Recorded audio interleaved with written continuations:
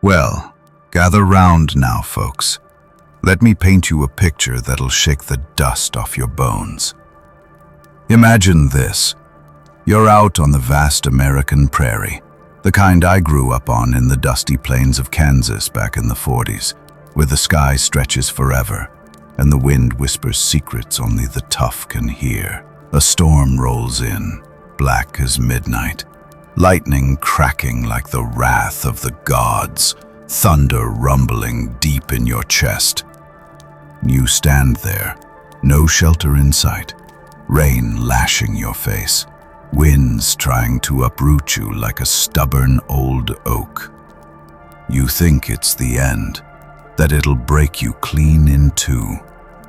But dawn breaks, the clouds part, and there you are, still standing. Roots deeper, branches stronger. That, my friends, is the soul's fiercest trial, the one that hits without warning and reshapes you from the inside out. No fanfare, no medals, just a quiet knowing that you've been forged anew.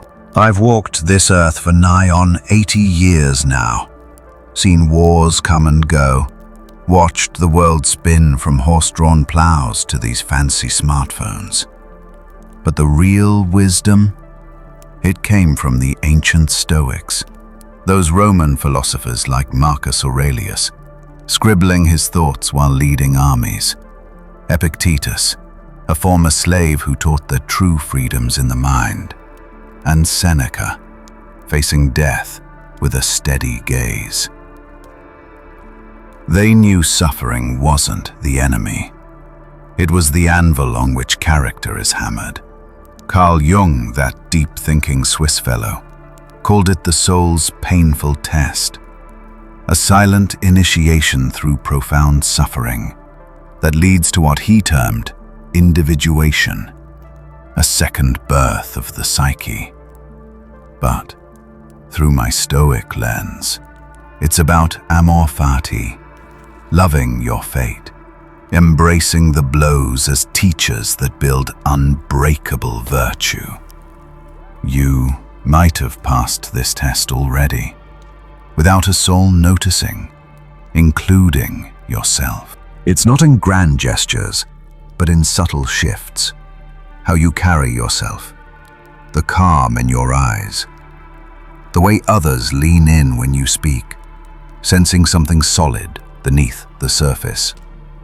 Let me take you through it slow, like sipping black coffee on a porch at sunrise, steam rising lazy in the cool air. We'll explore 7 signs that you've weathered this storm, blending Jung's insights with the timeless grit of Stoicism. These ain't badges to pin on your chest. They're quiet affirmations, inner nods that your consciousness has been remade. Like a tree scarred by lightning, yet thriving taller, your psyche gains a resilience that's supple, not rigid. Bending with the gales, weaving challenges into your very fiber. The Stoics taught us to metabolize hardship, turning what could poison us into the medicine that heals and clarifies. Aurelius wrote in his Meditations, "The art of living is more like wrestling than dancing." You've wrestled your demons and emerged not victorious over them, but in harmony with the whole of who you are. Now the first sign creeps in, gentle, like the first light of day, your kinship with solitude. Back in my youth, alone time felt like a curse, empty hours echoing with doubts, driving me to seek crowds or chores just to drown the silence. But after life's tempests, it transforms into a haven, a sacred space where the soul breathes free. Epictetus, chained in body but free in spirit, said, "It's not things that upset us, but our judgments about them." That old abandonment wound Jung spoke of, the one that scatters your energy, chasing approval like leaves in the wind. loses its grip. No more desperate hunts for validation. Instead, a profound stillness settles in. Not the hollow kind of depression, but the rich quiet of self-sufficiency. You sit alone, no itch to fill the void with radio static, busy work, or borrowed company. In that hush, insights bloom like wildflowers after rain, not from others' chatter, but from dialogue with your deeper self, the part that only whispers when the world fades. I've seen it in my own twilight years. Folks fleeing their own company through endless parties, glowing screens, or shallow ties that distract rather than nourish. No judgment here, just recognition. For I once ran that race myself. The irony, as you grow easy in your solitude, you draw in those craving, genuine bonds.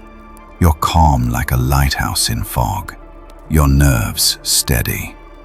The unknown, once a trigger for fret, now invites curiosity, what Jung called active imagination.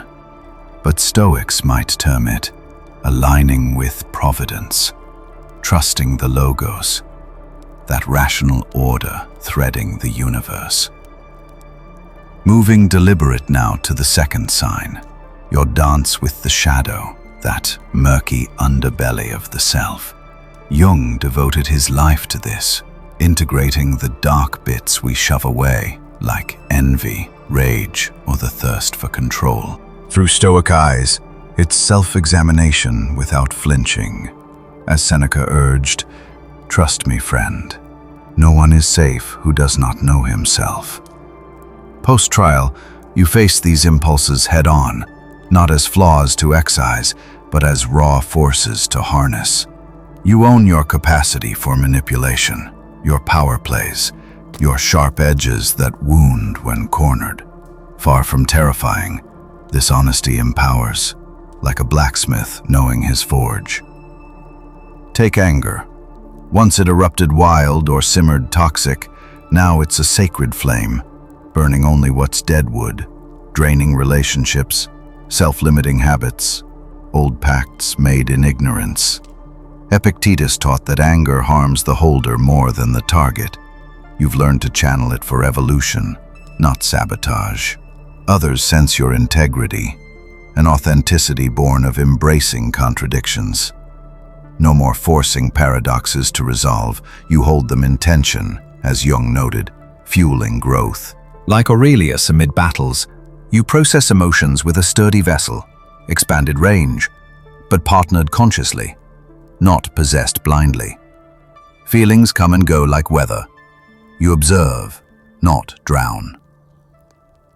The third sign unfolds in your fortress against projection, that unconscious habit where folks unload their inner turmoil onto you, like dumping trash on a neighbor's lawn.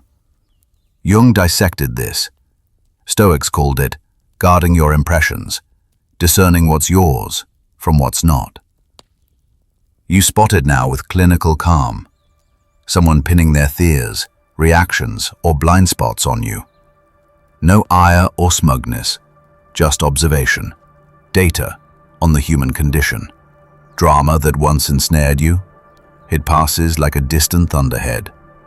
You watch manipulations and games with the detachment of a naturalist, compassion evolving from codependent rescue to mature presence, offering support without self-sacrifice. This echoes Jung's transcendent function, rising above dualities to grasp larger patterns. Seneca wrote letters on this, advising to not let others' crises become your own. You recognize boundaries. Stepping back isn't cold, but wise, allowing folks their lessons. People might call it aloofness, but you know it's safeguarding your inner sanctum. In my days farming through dust bowls, I learned the same. Help a neighbor, but don't plow their field if it leaves yours fallow. Your energy's preserved for what truly matters. As we ease into the fourth sign, Feel the shift in your bond with time and intuition. Time ain't the thief it once seemed, scarce and hostile. It's a river to navigate fully. Stoics revered living in the present, as Marcus reminded. Confine yourself to the present. Your intuition awakens, a sixth sense beyond logic's grasp. Where analysis once ruled, now an inner knowing guides, connecting to wisdom unseen. Synchronicities multiply, events aligning like stars in a clear night sky, hinting at a greater intelligence, what Stoics called the divine spark.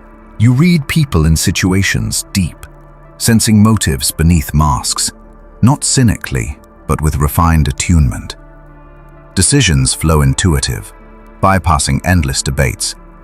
It's like consulting an inner counsel, drawing from personal trials and the collective unconscious Jung explored. Listening deepens. Not just words, but pauses, hidden emotions, the soul peeking through. Epictetus would approve. This reception without judgment witnesses humanity's full spectrum, fostering patience and clarity. The fifth sign embraces life's rhythms, the eternal cycle of death and rebirth. Jung's archetypes here align with Stoic acceptance of nature's flux. You no longer dread dissolution. Endings herald renewal, like winter yielding to spring. Uncertainty? You engage it actively, acting from alignment without outcome guarantees. Aurelius faced imperial chaos thus: accept the things to which fate binds you. Your energy economizes, invested wisely, like a frugal homesteader. No more scattering across draining vows. Growth spirals, revisiting themes deeper, breeding profound patience. Creativity morphs too, from proving worth to pure expression, a communion with life's pulse. In my woodworking shed, I carve not for praise, but a joy in the grain revealing itself. Seneca spoke of this: pursue virtue for its own sake, letting creation flow unforced. Sixth sign: liberation from external validation's chains. Jung and Adler nailed the inferiority complex. Stoics dismantled it by rooting worth internally. Epictetus queried, what upsets people is not things themselves, but their judgments about the things. That drive to compare, to prove, it fades, foreign as a forgotten dialect. Inner authority reigns. Your experience is validated sans consensus. Praise or critique, mere info, not soul shakers. Energy freed from image-managing powers. Authenticity. You take real rejection over performative acceptance. Your presence grounds, body inhabited with self-possession, like walking tall on ancestral soil. Marcus, emperor yet philosopher, embodied this. Belonging to oneself first, unswayed by flattery or scorn. And now, the seventh sign crowns it. Energetic sovereignty, guarding your essence with conscious grace. Jung saw this as individuation's peak. Stoics, self-mastery without force. You select engagements discerningly, not elitism, but reverence for your life force. Guilt over limits dissolves. You spot vitality drainers and withdraw naturally. Suffering transforms, not avoided, but welcomed as instructor, extracting wisdom gratefully. A centered stillness trails you, attracting seekers unknowingly. Hope matures to trust in your resilience, not wishful specifics. This second birth frees you from past programming, creating from the now. Completion's internal. Reconciliation, not accolades. You've met yourself wholly, finding not perfection, but wholeness. Well, friends, that's the heart of it. Facing life's toughest trials with the grit of a Stoic and the wisdom of Jung's inner journey. You've passed through the fire, not unscathed, but whole, carrying a quiet strength that speaks louder than words. I reckon many of you have walked this path maybe without even knowing it, turning pain into purpose right where you stand. So, tell me, where are you at in your own journey? Which of these signs hit home for you? And where were you when this truth sank in? Maybe you were sipping coffee on a porch swing, driving down a lonesome highway, or sitting quiet in the dead of night. Drop a comment below and share your story. Let's hear how you're meeting your soul's tests and what ground you're standing on today.